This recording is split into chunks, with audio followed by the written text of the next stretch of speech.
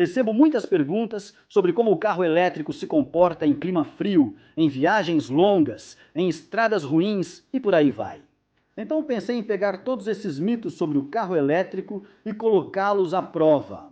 Não apenas dirigir um dia no frio, mas tentar levar essa pequena Tesla ao extremo. Decidi levar minha Tesla, com quase 3 anos de uso, que não possui nenhuma dessas bombas de calor sofisticadas ou válvula octovalve, e que já rodou mais de 10.000 quilômetros sem ter passado por nenhuma revisão ou manutenção até agora. E levá-la numa viagem rodoviária por algumas das estradas mais difíceis da Europa. A brutal, porém bela, costa montanhosa da Noruega, com milhares de fiordes, passagens montanhosas cobertas de neve, os túneis mais longos do mundo, alguns dos maiores fiordes do planeta, estradas sinuosas nas montanhas e temperaturas congelantes. Mas eu não faria apenas uma longa viagem num único dia e ficaria num hotel agradável por alguns dias para apreciar a paisagem. Não, eu queria desafiar o carro. Então planejamos ficar nessas estradas extremas por 12 a 14 horas por dia. Não apenas 1 ou 2 dias, mas 5 dias seguidos em temperaturas congelantes. E o destino que tentávamos alcançar no meio do inverno era o Cabo Norte, o lugar mais setentrional da Europa. Isso fica ainda mais ao norte do que Fairbanks, no Alasca. É 1.000 quilômetros ao norte do Círculo Ártico, a apenas cerca de 2.000 quilômetros do Polo Norte.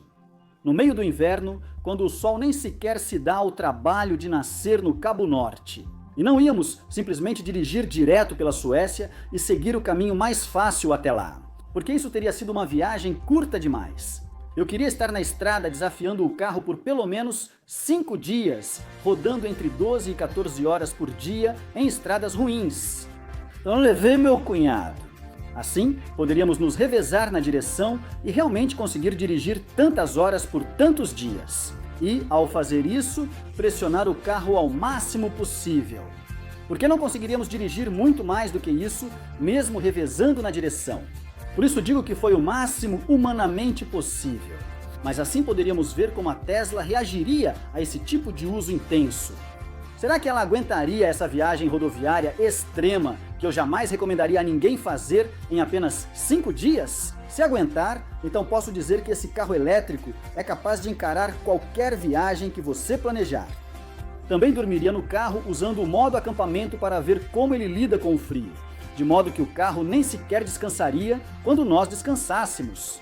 E ao mesmo tempo, veríamos como a infraestrutura de recarga se comporta na capital mundial dos veículos elétricos, a Noruega. E observaríamos com que eficiência o carro carrega, submetendo-o a essas temperaturas congelantes e vendo quantos quilômetros conseguimos extrair da bateria. Mas essa viagem ficou ainda mais extrema do que tínhamos planejado. Vamos colocar essa viagem rodoviária na estrada.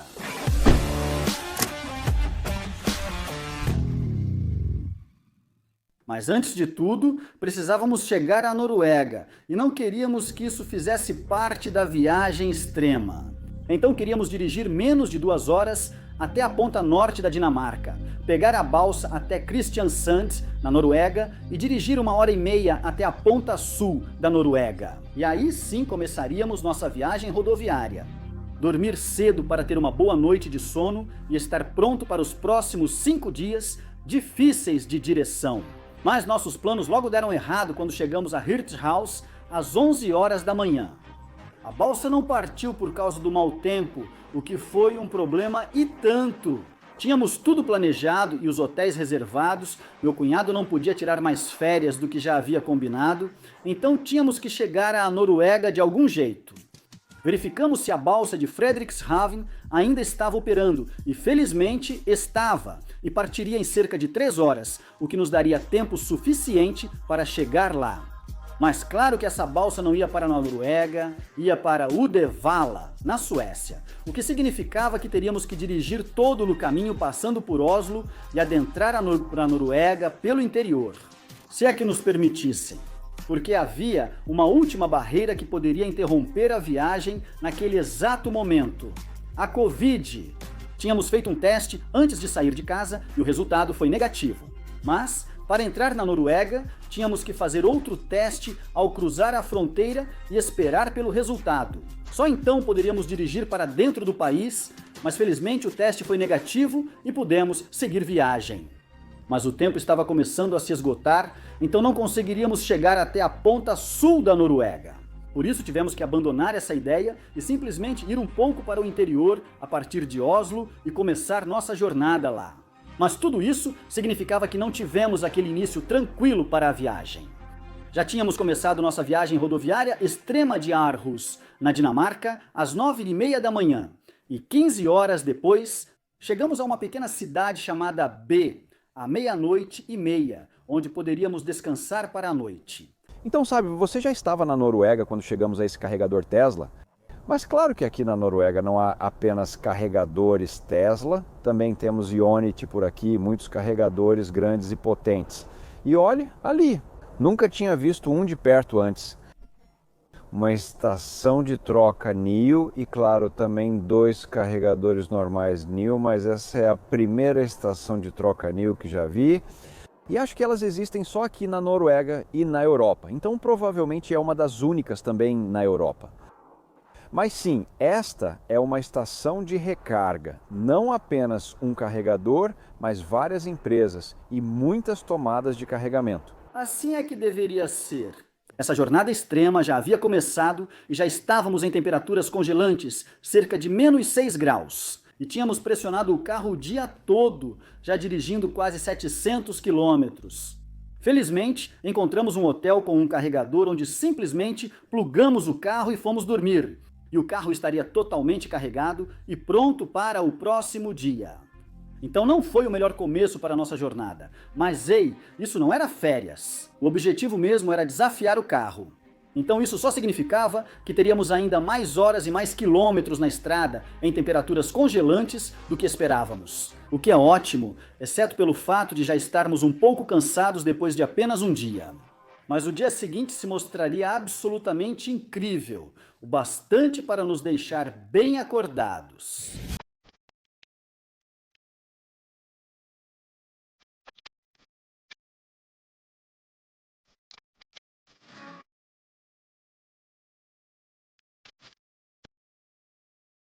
Então acordamos cedo no dia seguinte para estarmos prontos para sair por volta das 6 da manhã, pois tínhamos um longo dia pela frente.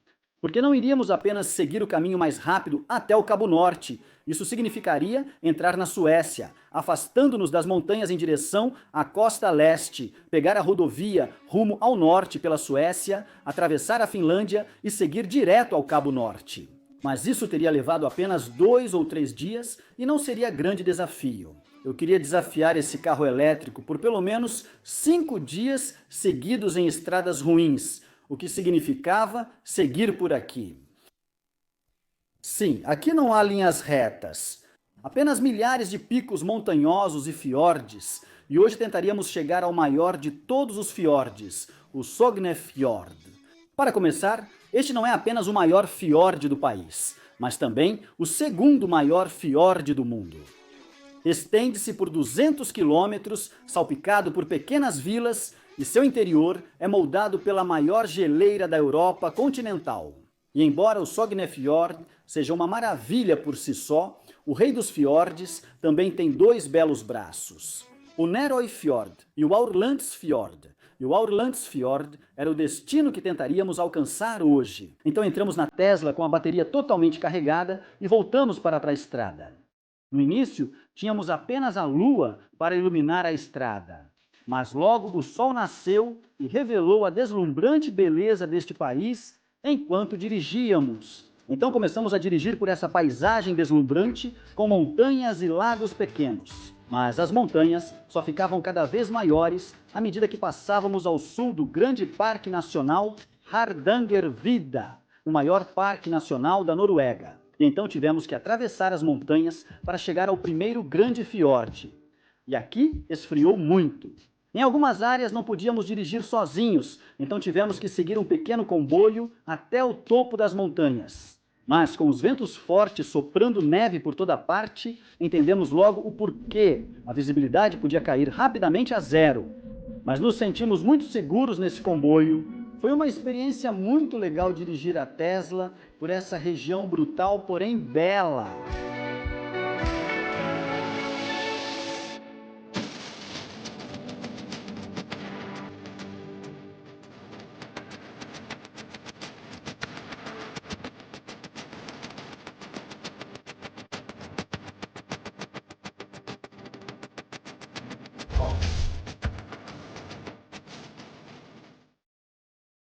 E enquanto esperávamos o comboio sair lá dentro de um túnel, isso me deu um ótimo exemplo de como será agradável quando todos estiverem dirigindo carros elétricos. Porque o ar dentro do túnel ficou bem pesado, bem rápido, com todos esses carros e caminhões lá dentro, com os motores ligados para manterem o calor. Enquanto isso, estávamos sentados em nossa Tesla, sem emitir nada, e o carro continuava nos mantendo bem aquecidos. Mas descemos das montanhas e entramos nesses belos desfiladeiros que levam a um dos longos braços do fiord Hardanger, com algumas cachoeiras muito legais pelo caminho.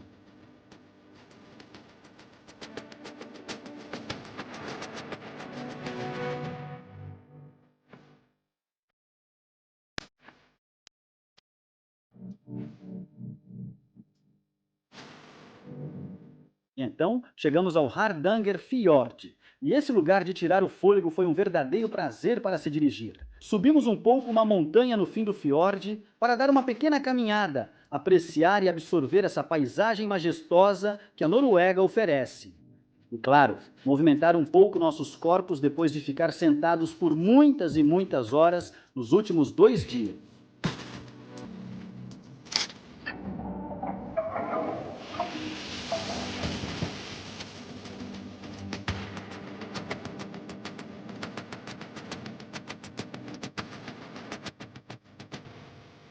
Mas tínhamos que seguir em frente, pois estávamos longe de terminar o dia. Então, tivemos que atravessar esse grande fiord ao estilo norueguês. Isso aconteceu saindo de um túnel direto para uma ponte e, em seguida, entrando em outro túnel. A Noruega tem muitos túneis, mas voltarei a falar disso no próximo episódio. Mas com o pôr do sol, seguimos pelas montanhas no escuro, em temperaturas congelantes, e finalmente chegamos a Ordalstangen, com seu famoso mirante de Stegastein. Mas mesmo com o sol já tendo se posto, ainda subimos as estradas sinuosas da montanha até o mirante. Esperávamos conseguir algumas boas fotos noturnas do lugar e das vistas, e claro, tínhamos o local todo só para nós. Também pudemos tirar algumas fotos da Tesla e do famoso mirante. Tenho quase certeza de que essa pode ser a única foto de uma Tesla bem na frente dessa ponte que existe. Mas nos divertimos bastante tirando as fotos, aproveitando a vista assustadora sobre a cidade lá embaixo, com as montanhas iluminadas. Conseguimos até esta bela foto do carro com as estrelas lindas no céu e até com uma estrela cadente. E isso deve trazer boa sorte, certo? Mas por mais perfeito que tivesse sido esse dia, as coisas estavam prestes a mudar. E essa viagem rodoviária extrema estava prestes a ficar ainda mais extrema do que esperávamos. Então acompanhe-me no próximo episódio dessa viagem extrema pela Noruega, quando as coisas começam a dar errado, literalmente. E também falaremos um pouco mais sobre como o carro está lidando com todo esse uso intenso e veremos como a infraestrutura de recarga está se comportando. Então, até a próxima! Cuidem-se por aí e sejam gentis.